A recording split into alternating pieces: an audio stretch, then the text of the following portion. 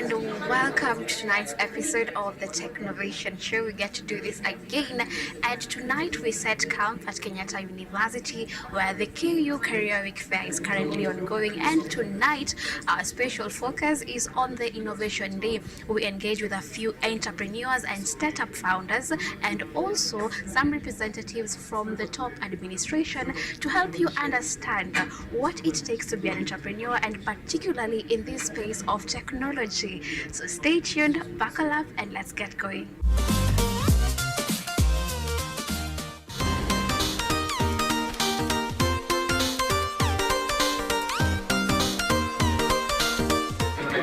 Thank you very much. My name is Dr. Susan Musembi. I'm the current Director for Innovation Incubation and University Industry Linkages at Kenyatta University. Now, this year's Career Week is centered on unlocking opportunities for students from campus to the industry. And our event today was really to drive the point to the students that they should not consider their degrees as a finishing line rather than a launchpad. Innovation and entrepreneurship unlocks a lot of other opportunities that are non-traditional. For example, through developing of innovative ideas, students can actually become startup founders. And by building those companies, not only do they provide an impact to the society in terms of the solutions and to the problems and challenges that they want to deal with, they also provide an opportunity to create other jobs for fellow graduates and other people in the community. But in addition to that, entrepreneurship does build skills. Engaging in entrepreneurship and innovation while still pursuing their college degrees does help them to build skills that build employability. We are talking of creativity, problem solving, the ability to see opportunities and develop industry-driven solutions, and that makes the graduates employable and be able to impact very positively in whatever employment, whether self-employment or a startup founder. And we are seeing the development of new fields, non-traditional fields, because of innovation and entrepreneurship. And one of these fields is product development specialists. That's a field that through exercising entrepreneurship and innovation, you can actually contribute to and become a product specialist in any company or industry. We are seeing the development of technology managers. And technology managers or technology transfer officers are usually individuals who have built skills.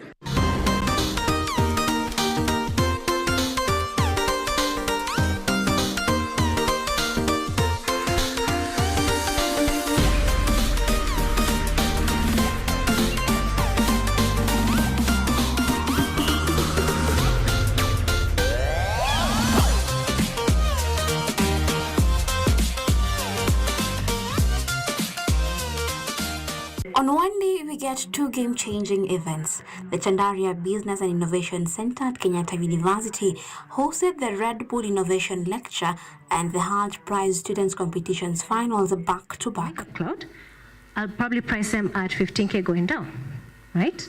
But if we caught up with founders, organizers, and the students ready to build. This is what went down.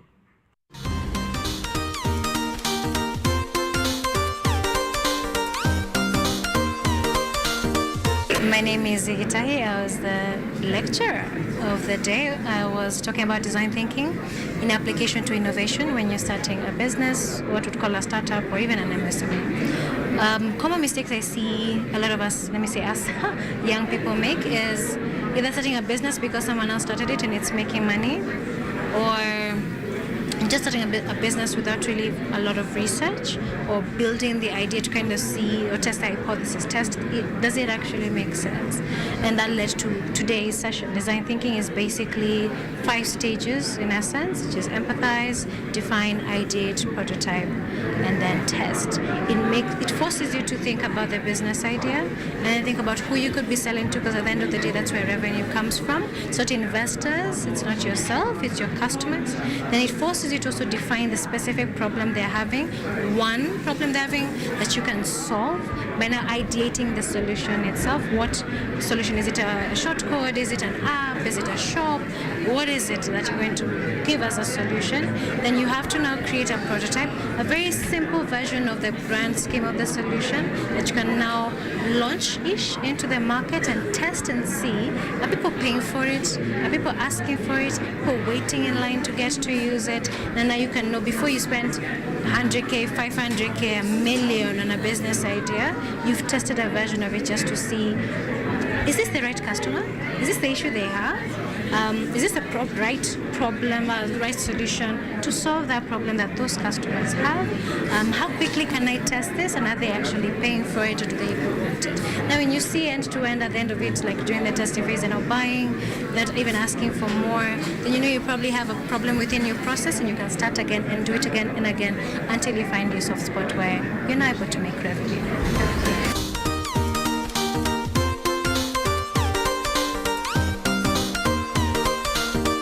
There's many ways to look at it because there are multiple players in the market who are trying to support young people by launching programs. So every time you see a program, whether it's Seed Stars, Techstars, 500 Global, whether it's even at your local university, sign up for them, but also check which phase they're asking for, because different programs as well decide, we want guys who've done a bit more, we want guys who are at their stage, different offer different things. Number two, get into the program if you do get in, without being married, like it still doesn't make wavy, be open-minded to change and pivot.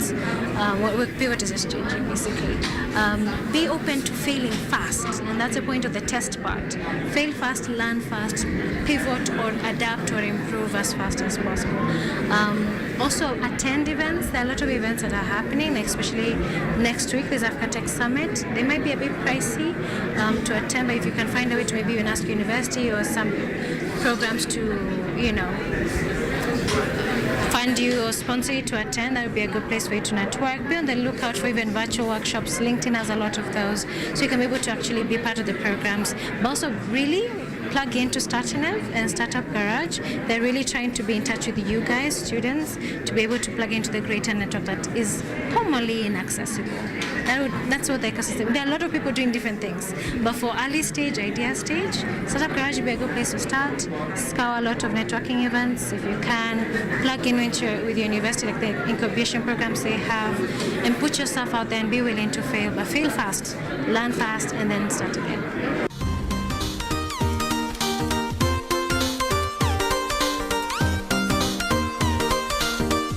Let me tell you, there's for example, I went to uni at the University of Nairobi wanting to be an interior designer. That's not what I am today. And if I stuck to it, I wouldn't be here today. I wouldn't be teaching what I'm teaching. I wouldn't be helping entrepreneurs on the scale at which I do.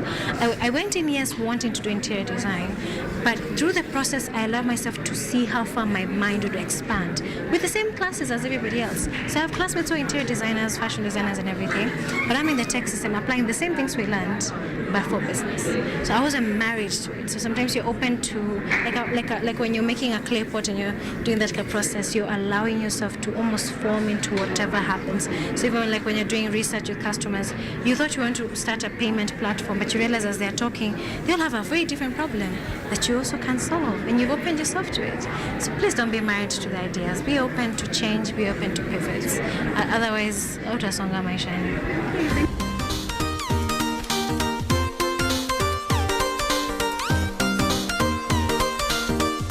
Change is inevitable. Please be open to it and learn. Fail fast, learn fast.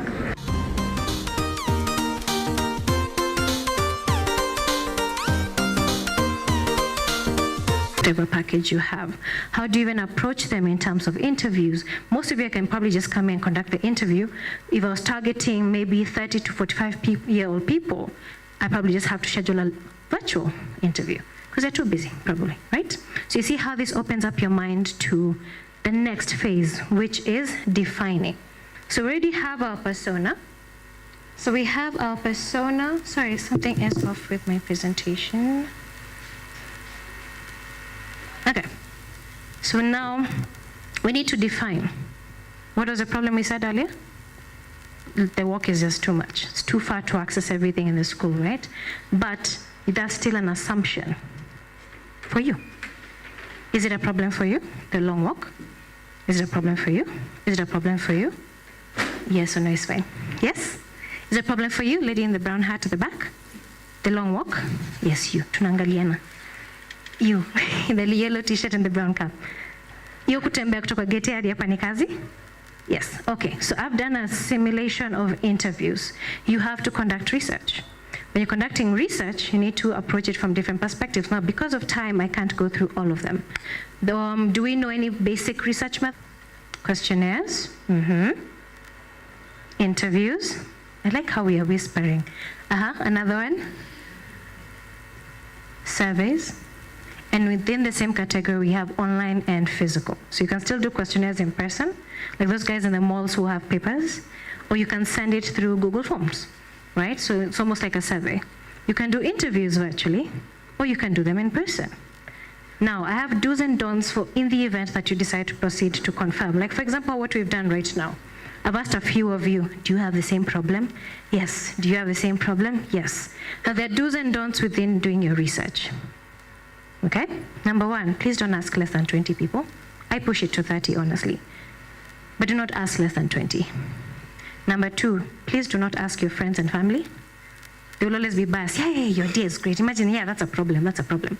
Funny enough, family are not the people who actually buy from me. It's strangers. And they don't ask for discounts or freebies. Strangers pay the full price, right? Now, always try to be open-minded to your idea being wrong. Don't be married to the idea. It's like umeforcishwa lazima ikuwe hii kitu. Lazima ikuwe hii kitu. You have to be open to it. And how are you open? By asking open-ended questions. What I asked you guys was what we call close-ended questions. Do you find it a struggle? Yes or no. That's a close-ended question. Open-ended is, how do you get from gate A to here? Some of you will say, actually I have a car, I drive. Some of you will say, I walk. Some of you say, I ride a bike. Others say, I take Andudhi. Are there tuk-tuks here? No, okay. So now I've allowed myself to see, wait, out of my 20 people, kuna watu wako na magari, so isi shida yao sana. Kuna watu wako na bike, kuna watu wako na Andudhi, kuna watu hutembea. So watu wa kutembea ni wangapi? Do I need to expand my survey room to get more information? Because the last thing you want to do is start a business where only 5 people buy from you, right? So these are the basic do's and don'ts. Try and even mix it up. Some ni interviews, kuna wengine wanafanya questionnaires, allows you to get as much information as possible. Then you analyze it, be able to define, I thought their problem was walking is hard for them. But is it really from the data I've collected? Is that the truth, right? Okay, I'm not saying no, tujafanya experiment. But this kind of questions and format of researching allows you to now confirm hii shida ni ya watu wana exist. Au watu wanaweza lipia hii kitu. Au watu wanaona this is a problem that requires a solution. So before you do the definition, you first do empathizing. Now with the defining, please think about when you're asking your questions, you've collected the data. So now we're analyzing. Kuna watu hapa wamesema nyewe wanakapitia wakitembea, kuna watu wakapiti. Sindio? So now we're assessing what is the main problem from the pool of the 20 people I've collected information from. Is it that 15 out of 20 said, Rosafi, that walk is tough? And why did they say it is tough? You said the heat. For someone else, maybe it's just the walking. For someone else, just be something else. So you're assessing, number one, what is the main problem? They could list many problems, which is number one. And what is the pain associated with it? We talk about pains and gains when it comes to problem definition. Pain is, for example, I want to get from point A to B by use of private transport because I just don't like sharing seats with people. That's a personal pain, right? It's a bougie one, but it's a personal one. It's my pain. My gain would be maybe the comfort of sitting in a car without guzana na watu naitana beba wakinibia simu kwa mfuko, right? That's a personal gain. So every time you think about a problem, there's a pain, there's a frustration that comes with that issue. You get tired, you get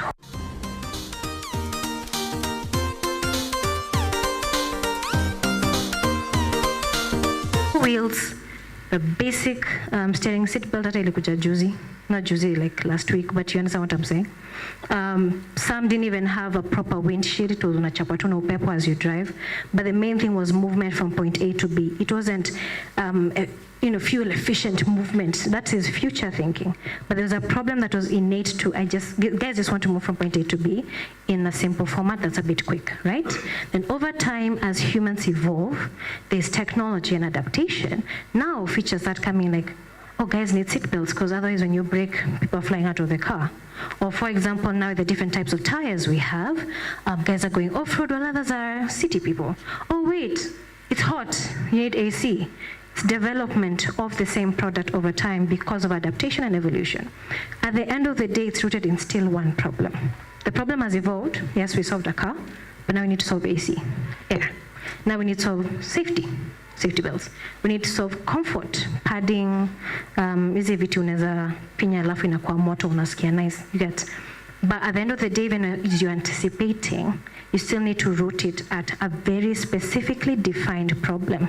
So is it Facebook or internet? At some point, people will need to communicate globally. So at the moment, is there a way people are already talking across the oceans? Letters. You see? It was an anticipation, but at the end of the day, still rooted in communication or maybe research, accessing books and libraries in Egypt, but I'm in Kenya. But now the internet facilitates that, right? But at that moment was accessing information rooted in other countries.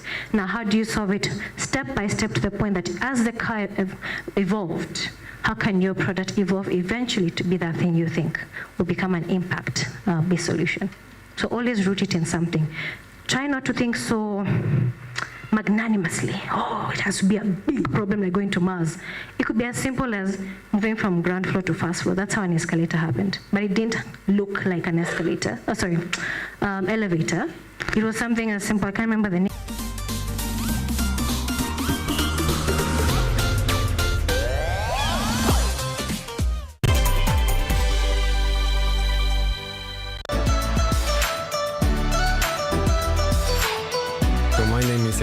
I'm Associate Professor in the Institute of Philosophy of Jagiellonian University in Krakow, Poland. And I'm the main coordinator of the CAFE project, which is being here hosted by Kenyatta University. My name is Ewa Hudoba. I am a project manager in this consortium. Keep watching cutting edge research at Kenyatta University Television. Are you an aspiring media practitioner, a graduate, or you just want to advance your skills in television production? Then welcome to Kenyatta University, where education meets innovation. KUTV, the premier university television station in Kenya, is now offering short courses in TV studio, field technical operations, and video editing. Through these courses, you will acquire hands-on skills on camera operations, media production, lighting techniques, audiovisual editing, and sound and visual control, and how to operate key equipment in modern TV control room. Enroll today at KUTV and discover your full potential in cutting-edge TV broadcasting. Graduates of these courses will receive professional certificates. For more information, visit our offices at KUTV Studios or call us on 020-870-4252 or 020-870-4255 or SMS us on 0739-110-544. KUTV, a new experience.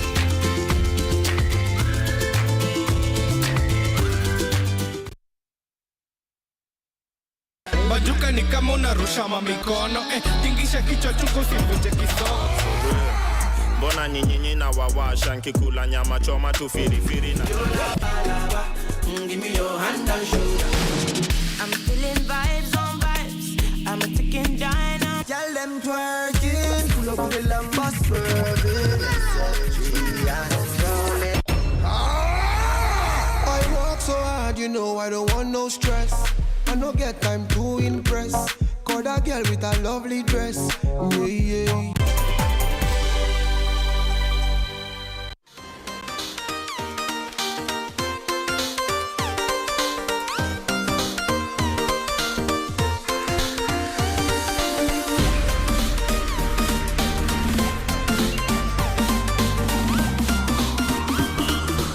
I'm I'm Juma Nelima. I'm the founder of NextLink Engineers.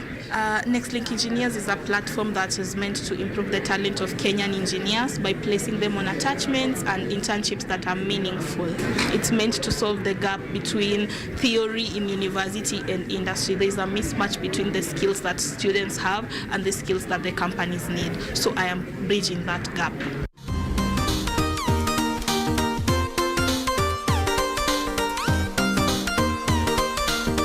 The challenges have mostly been about the funding, the money to run the operations, and the workload. I didn't expect the coordination, the admin duties to be so huge, but with the use of AI, it has gotten so much easier. Yeah.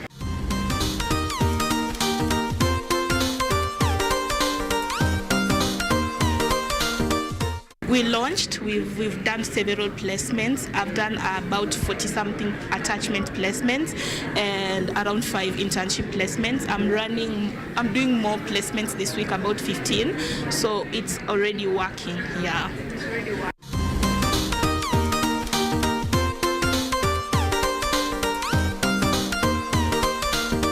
Especially on design thinking has really been helpful, because sometimes you create a product and you're thinking in a specific way, but I empathize with engineers because I've been an engineer before, so I can see where the issue is. That is why I don't charge the onboarding process, because I know the students don't have money. I charge the companies that need the talent. Yeah.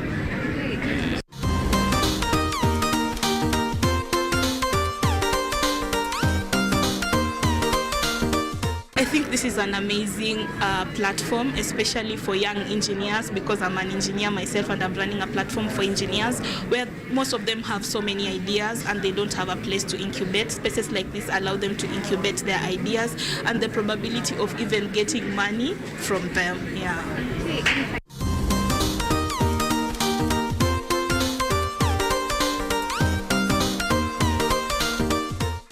Finally, I'd just say that I'm hoping that NextLink Engineers solves the real problem for engineer placement, and I'm hoping that we build something that brings pride to the engineering field as a whole. Yeah. Thank you so much. Thank you so much.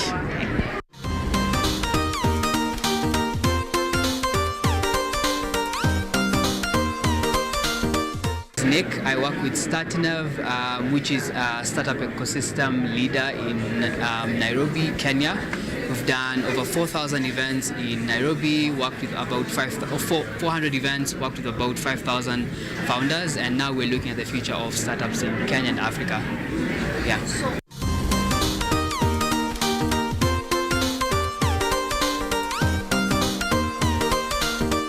I think the startup ecosystem is pretty much very young as we speak. Startups have not been around. They've not been the big deal for a couple of years.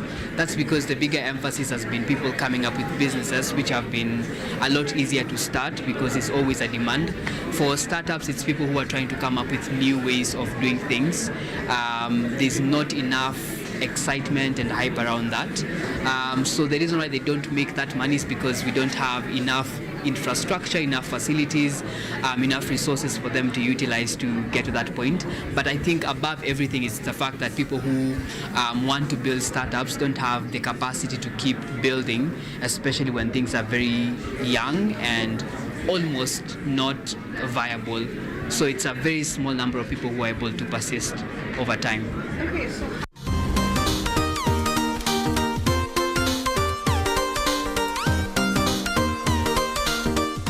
I work to create structures that startups and founders can use to get them the traction they need.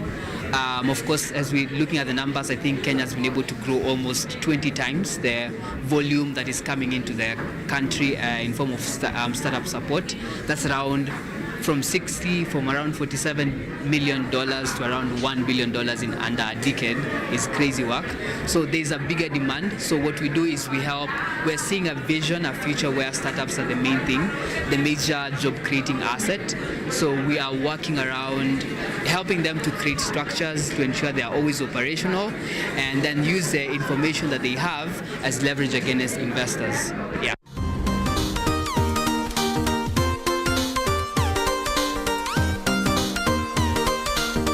I think anybody who's young as we are, especially being in uni, it's all vibes and inshallah, which is really nice. I think it's also a good platform for someone to try and build something. And the reason why is, again, there's fewer and fewer opportunities available. Kenya is producing some of the best talent globally, but that means nothing if we don't have enough opportunities. But again, we have a bottleneck where we can't create as much opportunities. The government is stranded. A lot of people are trying to do that. I think what really makes sense is when we who are really young, we have time, we're smart, we have the resources as well. What we try to do is let's try and build things ourselves, experiment, fail multiple times before deciding to go and settle for a job. At least try to build something. If it doesn't work, then you know you're clear-cut not meant to build stuff. You're clear-cut meant to get a job. But I don't think you should settle for getting a job first before you try and fail at trying to build a company.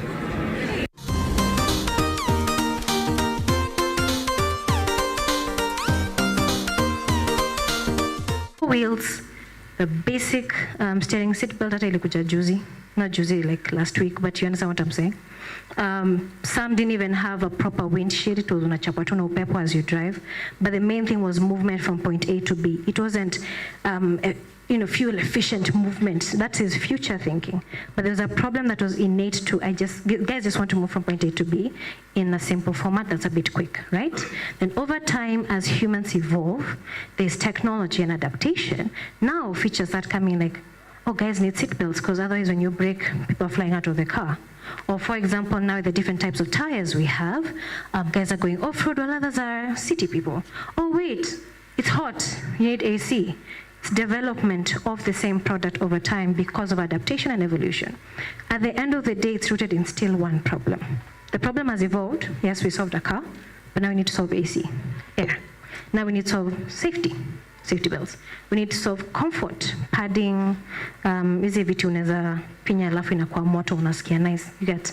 But at the end of the day, even as you're anticipating, you still need to root it at a very specifically defined problem.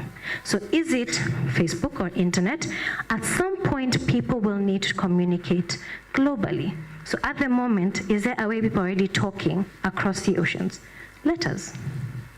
You see? It was an anticipation, but at the end of the day, still rooted in communication or maybe research, accessing books and libraries in Egypt, but I'm in Kenya. But now the internet facilitates that, right? But at that moment was accessing information rooted in other countries. Now, how do you solve it step by step to the point that as the car evolved, how can your product evolve eventually to be that thing you think will become an impact-based solution? So always root it in something. Try not to think so magnanimously. Oh, it has to be a big problem like going to Mars. It could be as simple as moving from ground floor to first floor. That's how an escalator happened. But it didn't look like an escalator. Elevator.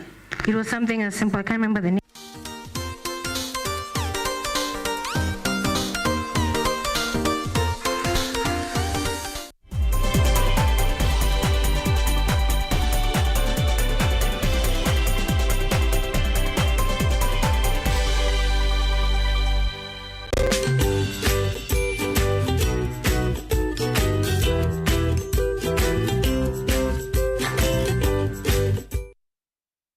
Are you an aspiring media practitioner, a graduate, or you just want to advance your skills in television production? Then welcome to Kenyatta University, where education meets innovation. KUTV, the premier university television station in Kenya, is now offering short courses in TV studio, field technical operations, and video editing. Through these courses, you will acquire hands-on skills on camera operations, media production, lighting techniques, audiovisual editing, and sound and visual control, and how to operate key equipment in modern TV control room. Enroll today at KUTV and discover your full potential in cutting-edge TV broadcasting. Graduates of these courses will receive professional certificates.